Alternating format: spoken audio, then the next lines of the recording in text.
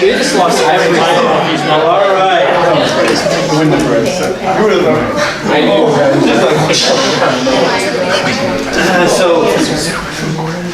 So that was people making mistakes. That wasn't necessarily bad employees.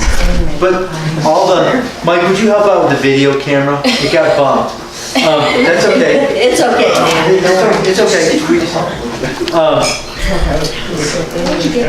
The YouTubes of bad employees, there was so many inappropriate things in it that I couldn't show it. So that was close. That was people making mistakes.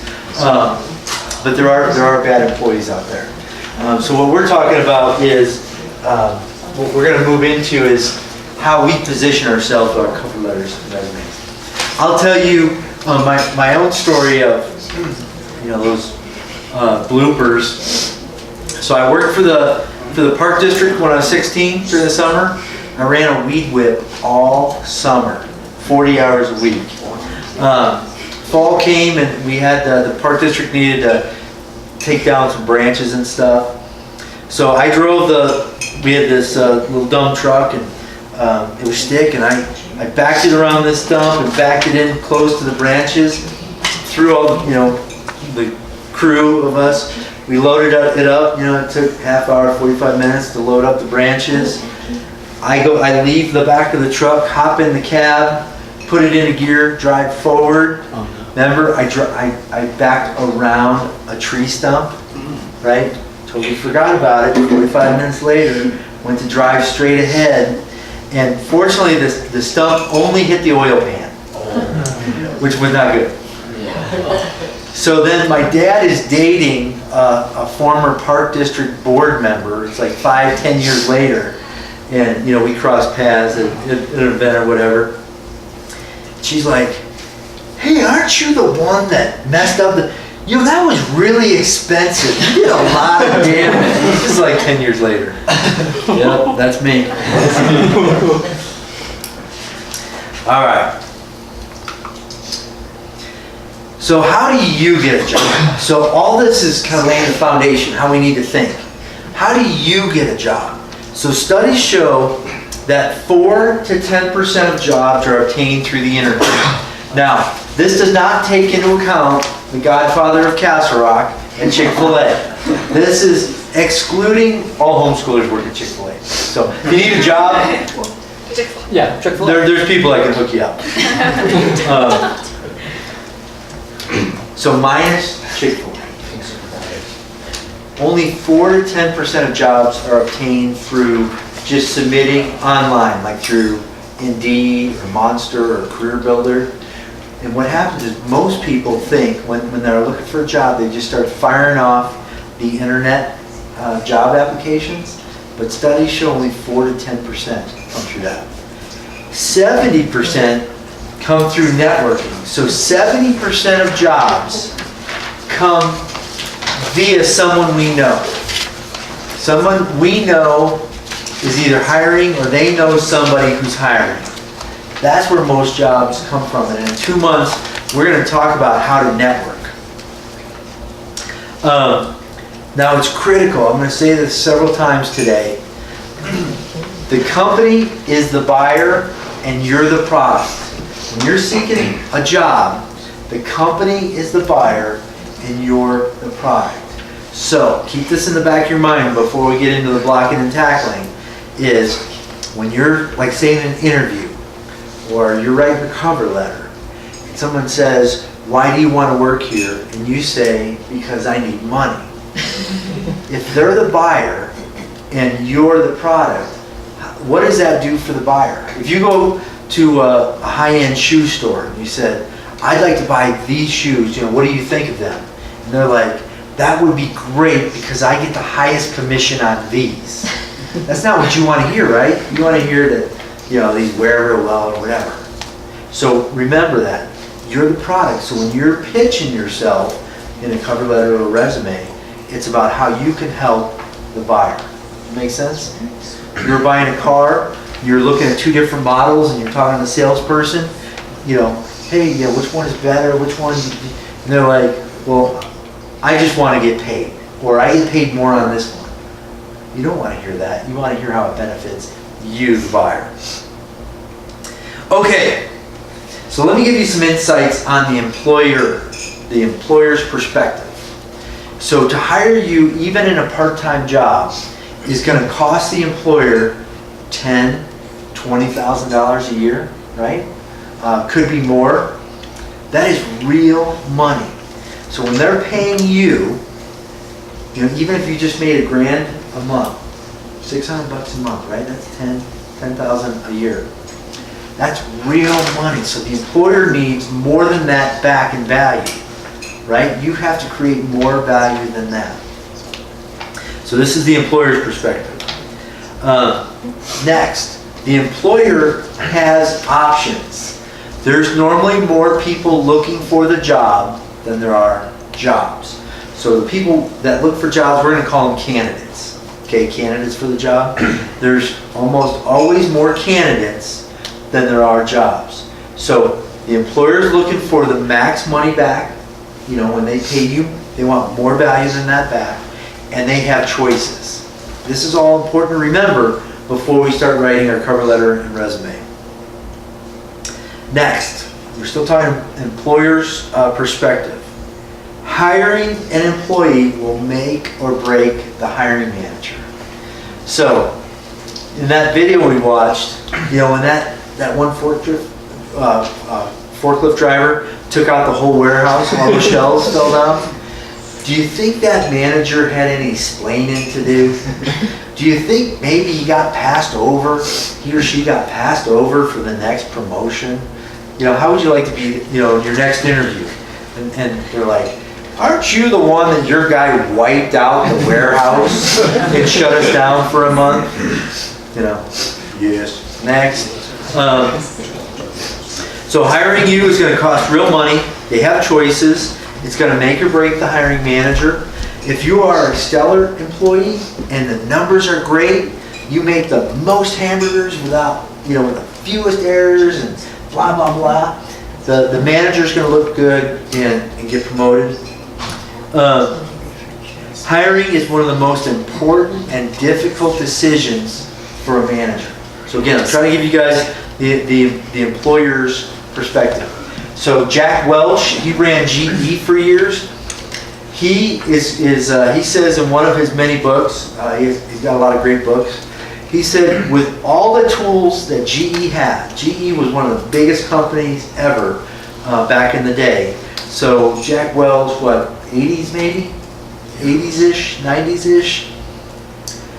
All the hiring tools, all the studies, all the consultants at their disposal. And Jack Welch went on record to say, a third of the time we got the hiring decision right, a third of the time we got it wrong, and a third of the time it really didn't matter. It was just kind of gray in the middle. Hiring is really difficult. So you have to realize that from an employer's perspective. Two more things. There's likely a resume screener when you apply to any company of any size. So there will be people that don't make the hiring decision, but they're taking the stack of resumes and narrowing it down to a small stack to give to the hiring manager. So you want to make it to the small stack. And I'm going to talk about some strategies to do that. And then finally, when we start talking strategies for writing our cover letters and resumes, you have to make the decision easy for the hiring manager. The tighter your stuff can be, and I'm going to show you how to do that. Okay, so now we're going to transition into cover letters and resumes. We are on page 4, toward the bottom. Cover letters and resume, gang, are important, but I have bad news. They don't get you the job, but they will keep you from getting a job. So, what did I say at the beginning? I looked at 2,000 resumes. I never saw a resume that had me skipping through the office going, this is the most beautiful resume ever. It doesn't happen. But there are resumes that go, whoa, you're out. Did you ever look at resumes and you see some and you're like, you knew. So, cover letter resume won't get you a job, but it will keep you from getting a job. So what we want to do, what we're going to talk about in this, in the 3-part series is, you're the chess piece, and we want to keep moving the chess piece forward. You don't want to get bumped out. Okay. I want to tell you guys something. Oh, excuse me, I'm getting ahead of myself. I'm excited about this next thing I'm going to tell you. So I got to bear with myself here to get through it. Yeah. So before we start, what we're going to do is first, we're going to review the job description. We're going to do that exercise here in a minute.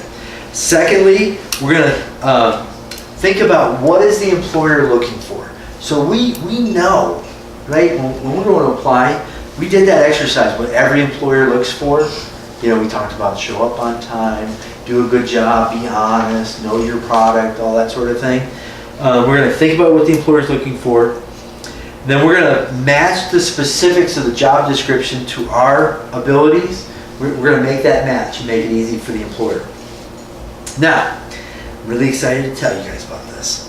So, for the last 6,000 years, there have been marketers, right? Marketers help sell products, right? So from the beginning of time, there's been marketers. And what they've learned is the human brain can only handle about 3 things. And I'm going to demonstrate. The reason I'm telling you is all those interviews I've done, I've told you like 500 interviews, it is not uncommon for someone to come in and want to give you the 200 reasons why you should hire them. Like I can pick out, you know, the couple of things I wanted to hear, and they just weren't sure, so they were going to just list them all. Marketers have found that you list 3, and you say it over and over. So let me give you some examples. So here is construction adhesive, you know, for adhesive for like 2x4s and stuff. So right on the front, it says, number 1, strong permanent bond will outlast project. Number 2, bonds all common construction material. 3, waterproof and weatherproof. 3 things. Campbell soup. Excellent source of fiber. Number 2, good source of iron. 3, low in fat and cholesterol. So what does adhesive have to do with Campbell soup? Nothing.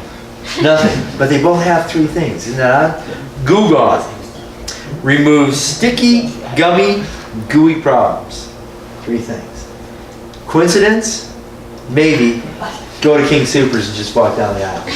It's always 3. So, over 6,000 years, marketers have figured this out.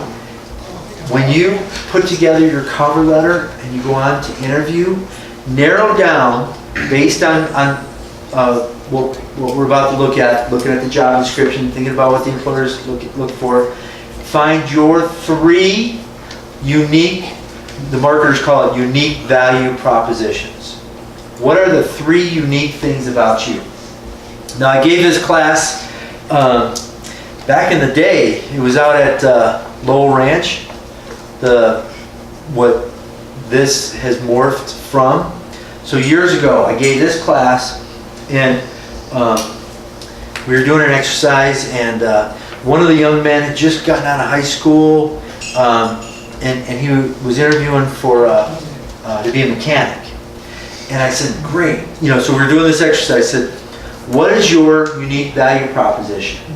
And he said, number 1, I like working with my hands. I said, wait a minute. Do you think in the history of time, anyone has gone in to interview for a mechanic's job and has said, I don't like working with my hands? Right? There's nothing unique about someone interviewing for a mechanic's job that likes working with their hands. Right? It's required, you have to, but that's not a unique thing to separate you from the competition, right? Because there's more candidates than jobs. Does that make sense? So if you learn nothing else today, whether it be pitching yourself or pitching products or whatever you're trying to do, boil things down to the 3 attributes, the 3 unique value propositions. Make sense? And for fun, you can tell your folks about this, and as you're walking down the aisles at Walmart or King Soopers, You're gonna see this over and over regardless of the product. Here's something else I'll share with you. 3 things, right? Excuse me. Why is it 3? It just is. Think about it in your brain how it works. Red, white, and how does everyone know that? Flag. Right? What? The flag. Well, but it's 3 things, right? We all can retain it. Life, liberty, Pursuit. yep. Blood, sweat, Tears. the 27 constitutional amendments, crickets, right? We can handle 3. But I'm telling you, with all the interviews I've done, people want to come in and give the 200 reasons why they should be hired. Stick to 3, okay? All right. We are going to do a practice. Do you need a paper pusher? You got that? You need to send them around. Take one and pass it for the fellas. No, that's Can I get one? Oh, yes. Okay, gang.